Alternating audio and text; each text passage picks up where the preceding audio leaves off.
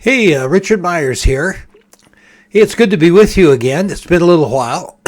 and I just wanted to introduce this video. It's a special video. It's one that I hope that you'll pass along to other people, spread it as widely as you possibly can. And I do these videos in trying to hold them to about 10 minutes. And the reason for that is that as I've used YouTube and the different videos, it's just hard for you to work in a video of more than about 10 or 20 minutes.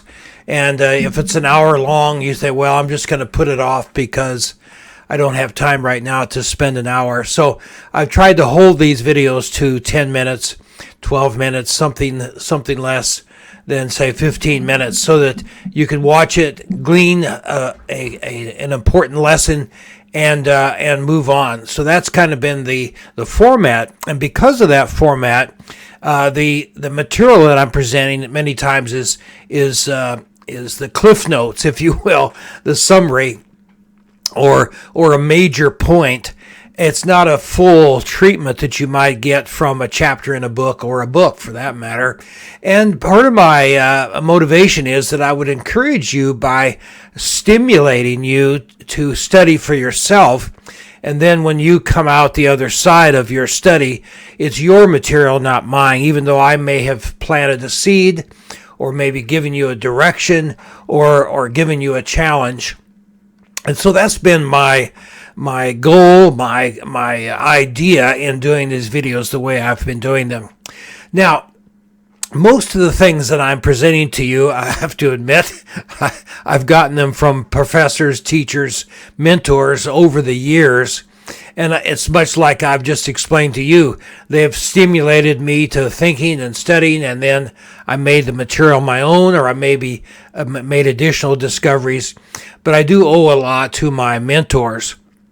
Now, in that regard, I want to deal with something that I take ownership of. And that's not much. You've got to think more highly of yourself than you ought to think. And there's not much that I would dare to take ownership of. But in this particular case, in the last month, I have been doing quite a bit of studying. I've found out that I think I'm the only one that I can discover who has hit upon an important exegetical point that changes an entire emphasis in the Christian community. And so this is why I think this video is really important. Now, this is the third video that I have covered this subject. Now, the subject, I'm not to hide it any longer. I'm dealing with 1Cor12 chapter 12, and the first three verses 1, 2, and 3 of 1Cor12 chapter 12. And this is the third video that I've done to cover what I described as a mistranslation of this verse. And so as I was going back and trying to present what I think is the correct translation, I made some discoveries, and I thought for sure that I had gotten this from my Greek professor when I was at seminary, or from Dr. Rodmacher, who was the one who I spent an entire quarter with on these three chapters, chapter 12, 13, and 14. In 1Cor12, and we were covering, of course, the subject of glossolalia, tongue speech, or the charismatic movement as we were experiencing it in the 1970s.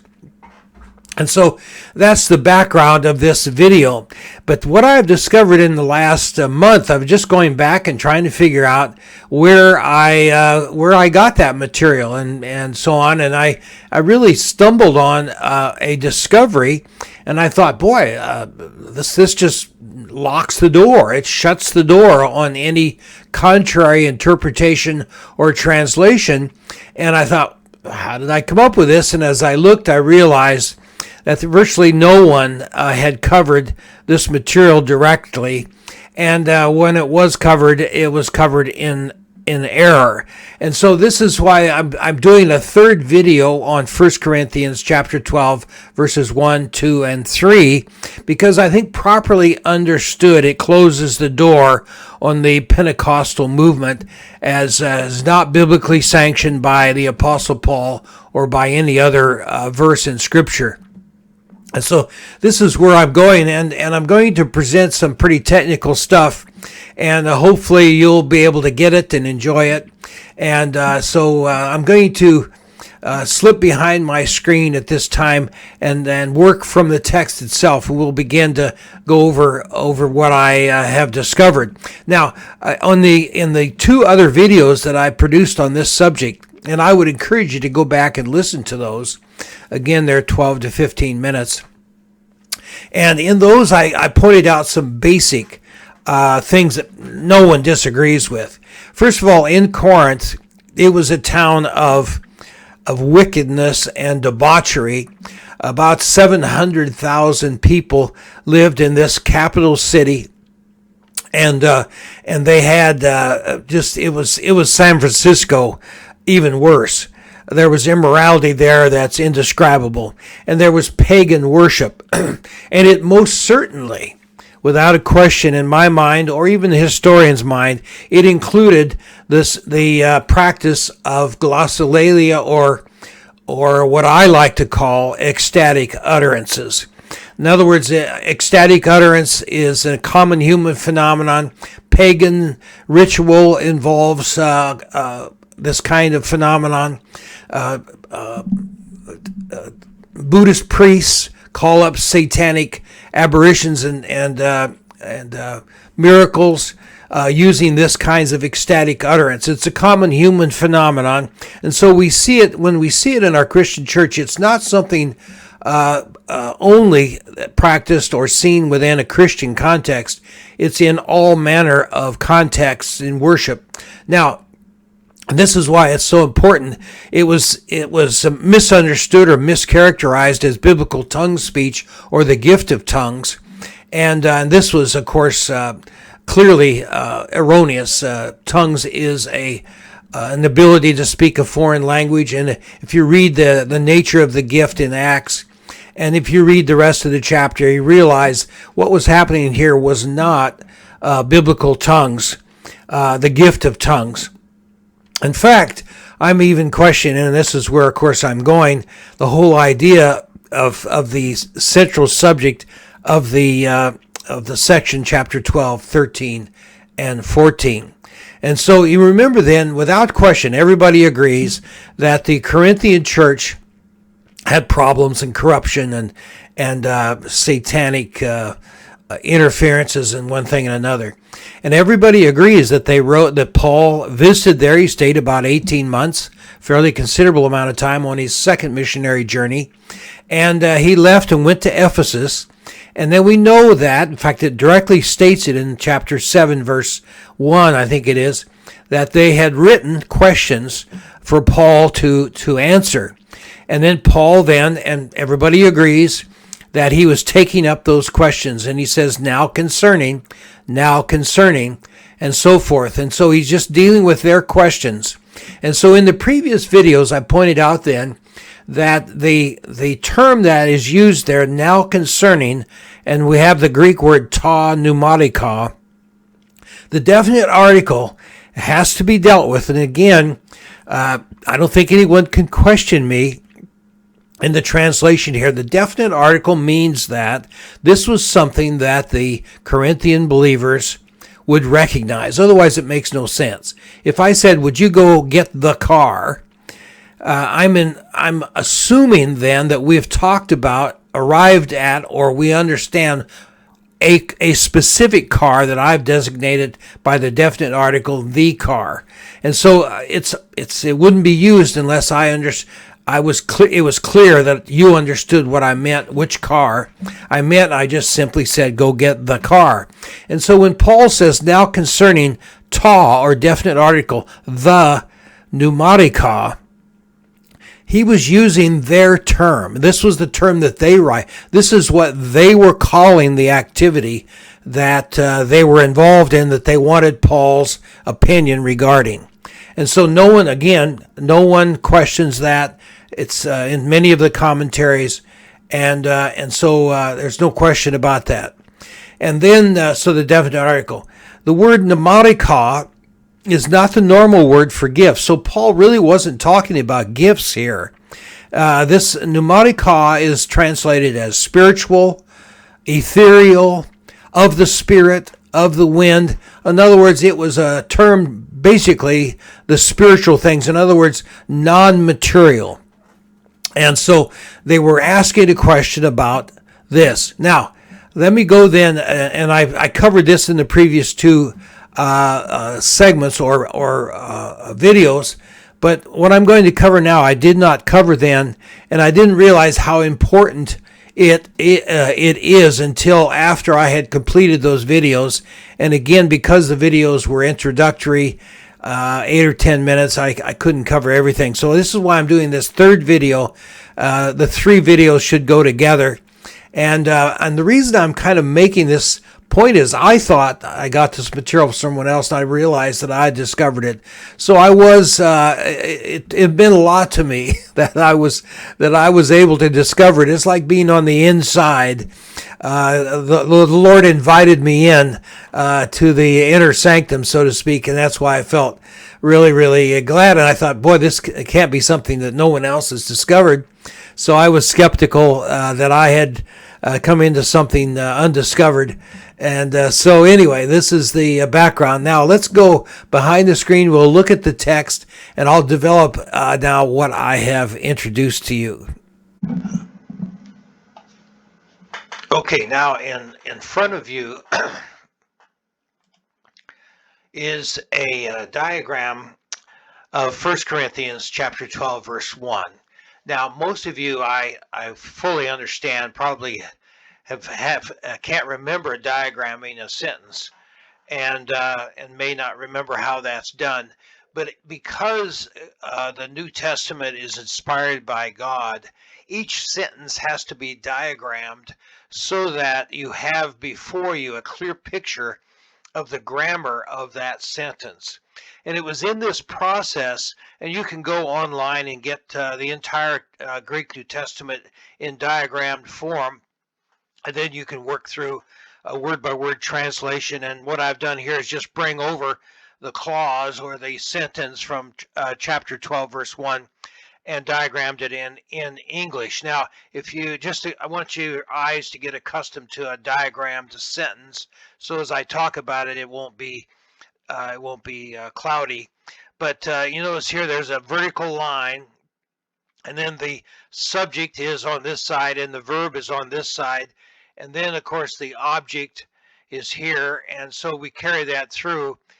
But what I wanted you to notice here is we have a prepositional phrase right here, and this is so he says, now, brethren, I do not want you to be ignorant. I don't want you ignorant about. Now here's the preposition, about or concerning. And then this is our word here, pneumatica. So let's just move our eyes down. Here's pneumatica down here. You can follow my cursor. Pneumatica in the Greek, or as translated herein as the English, ecstatic. You see my asterisk up here. So I've translated the word pneumatica as ecstatic. It's the idea of something beside yourself. In other words, under the control of the Spirit. Now, what I noticed, this is what caught my eye, and this is what everyone else has missed. This is a plural adjective. And so when you look at this, you have a prepositional phrase, and you can't have an adjective being the object of a preposition. So I said, well, wait a minute. This pneumatica cannot be the object of the preposition concerning or the preposition about. And so I said, well, what's going on here? And of course, the answer is that we have a figure of speech that is called an ellipsis. Now, an ellipsis is a very common, look down here, you can see I've got it written, is a common figure of speech. It's used more than you think. but it's the deliberate omission of one or more words from a sentence because their meaning is already implied or understood from the context, and it's used for emphasis. It's not used to cloud or obscure. It's used to emphasize. And so the idea isn't to hide something. When you leave a word out, the fact that your mind goes to that word that's been left out actually emphasizes the word that was left out. And so the question is, what is the object of the preposition concerning? And it must be supplied as part of the figure of speech. And so the question, now every translator has gone down to verse 4 and taken the word charisma and inserted it here as the missing word in the ellipsis figure of speech. But clearly in verses 1, 2, and 3, we have repeated speech. No one's speaking by. And so it is utterances. That's clearly what he was talking about, and it's clearly what the Corinthian believers were talking about. They were talking about utterances or speech. And so it's not gifts, but speech, utterances. That was the object of the preposition. So when you diagram the sentence concerning there's the definite article, the ecstatic utterances, and you put it in parentheses because it is a figure of speech, and that word is actually missing from the text as part of that figure of speech. And so that's what I've said down here. The supplied object of the preposition is plural, utterances, to fit the context of speaking without really being in control, as one would be in saying that Jesus is accursed. In other words, he immediately went to this phrase, no one says that Jesus is accursed by the Spirit of God. And so here we have, this is the discovery that I added, and then no one else picked this up. And so let me go then, if I may, to the next slide. And so this is how the verse would be translated. Now concerning the ecstatic utterances that you have been promoting. Now that you have been promoting is an insertion, if you will, an interpretive translator's prerogative to explain the sentence. Now, a translator has some freedom. It's not always, and many times, it's not word for word. And so this is what I've added. Now concerning the ecstatic utterances that you have been promoting. And the reason I say that is they were asking Paul about it. What about these? And it meant that they were actually practicing this and they were promoting it in some circles. Now, brethren, I do not want you to be ignorant. You know that when you were heathen, you were led astray to those mute idols, however you were led. And here Paul refers to their practices before they became Christians and the practices that were common there in the city of Corinth. And therefore he makes this statement now. He's unequivocal. He says, therefore I make known to you, no one speaking by the Spirit of God. And here's our ellipsis. No one speaking. They were asking about utterances. No one speaking or making utterances by the Spirit of God says Jesus is accursed. And no one says Jesus is Lord, but by the Holy Spirit. And so clearly this verse now should be translated as I've given it to you here, and as you'll see nowhere else. But I don't think anybody can question my exegesis. The word pneumatica is clearly an adjective, and it's paired with a preposition, and therefore we have to have this figure of speech. In the context, the immediate context, and you always take the immediate context to supply a missing word. The immediate context is relating to utterances, not gifts. That's in verse 4, and he goes on to talk about gifts. But here in the answer to their questions and in the context of his answer, he's clearly saying that they were asking about ecstatic utterances or ecstatic speech. So I think that this, I'm going to step out now. I'll stop this. So I hope this has been helpful to to see the details of an exegetical process and how the process unfolds. And we see very clearly that the Corinthian believers were practicing ecstatic utterances, and Paul said, no, do not do it. And so as you look throughout history, it was interesting. In the early 1800s, there was a fellow, I won't use his name, but he graduated from seminary, whatever, and was assigned to a small little church, had about 50 people. And they started practicing ecstatic utterances. And pretty soon there was 1,000 people gathered around this church. Became known far and wide. And what that is saying is that people are hungry for the manifestation of God. And I'm going to deal with this in my next video, I think, on faith. The context of faith is darkness. The context of faith is that you can't see. And when we are in heaven and we are known and we can see, faith is no more. And so I'm going to develop that. And so it's just inherent in our existence now that God has asked us to walk by faith, and inherently the context of faith is darkness. And we're wanting God to manifest himself. We're wanting God to physically embrace us. We're wanting God to let us know that he's there. But he says, walk by faith. And when he asked me to do that, I said, yes, sir, I can do that. Hey, thank you, guys. I'm glad you're able to listen. I hope it's been meaningful to you.